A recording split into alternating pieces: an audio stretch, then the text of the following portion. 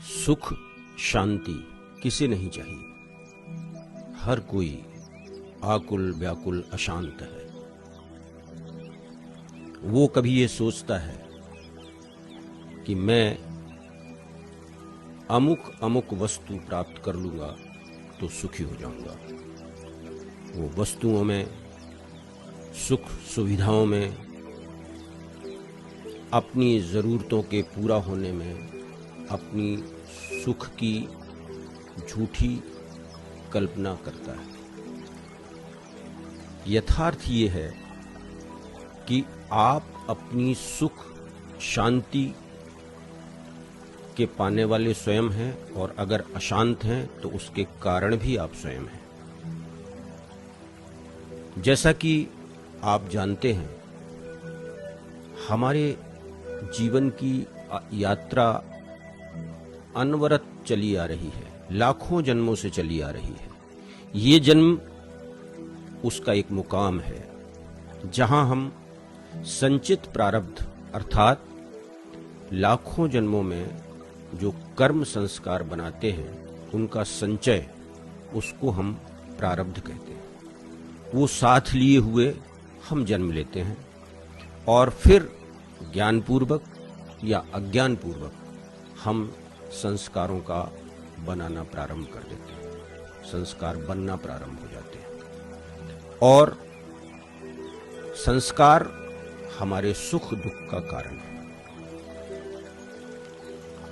हम अज्ञानपूर्वक भोग वृत्ति से ऐसे कृत्यों में, जहां हम एक मृग मरीचिका की तरह दौड़ते हैं और सोचते हैं कि वहां मेरे लिए शांति है, सुख है, और जब वहां जाते हैं तो और ज्यादा अशांत हो जाते हैं। अर्थात ये जो व्यापार है, इस व्यापार के मूल में आप ही हैं। इस क्षण अगर सजगता से जीना नहीं सीखा, इस क्षण को समता में जीना नहीं सीखा, क्या होता है दृष्टा भाव, क्या होता है भोक्ता भाव, इन सारी चीजों की पहले थ्योरी या उसका व्यवहारिक पक्ष जब तक हम नहीं जानेंगे, तब तक उस विधि या उस व्यवस्था को जानने में उद्यत नहीं होंगे, प्रयास नहीं करेंगे। जब व्यक्ति की समता पुष्ट होती है, उसका दृष्टाभाव पुष्ट होता है। हम प्रयास करें कि छोटे छोटे नियम से अपने पहले मन से मित्रता करें, और मन हमारी बात जब सुनने लगे तो अंतर्मुखी होकर के कैसे हम इस भोक्ता भाव से विलग दृष्टा भाव को जगाएंगे और पुष्ट करेंगे। क्योंकि भोक्ता भाव में दो ही आलंबन होते हैं मुख्यतः, एक चाहिए और एक नहीं चाहिए। जब चाहिए मिलता है उसको कहते हैं राग, और जो नहीं चाहिए उसको कहते हैं द्वेष।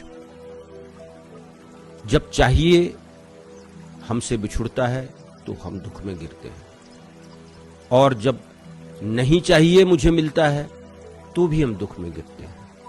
ये व्यवहारिक पक्ष भी हमें समझना पड़ेगा, और धीरे धीरे गुरु के सानिध्य में, शास्त्रों के सानिध्य में हमें अपना जिज्ञासु भाव जगा करके इस पथ का राही बनना पड़ेगा, पुरुषार्थ करना पड़ेगा, मेहनत करनी पड़ेगी, और एक दिन बात बन जाएगी।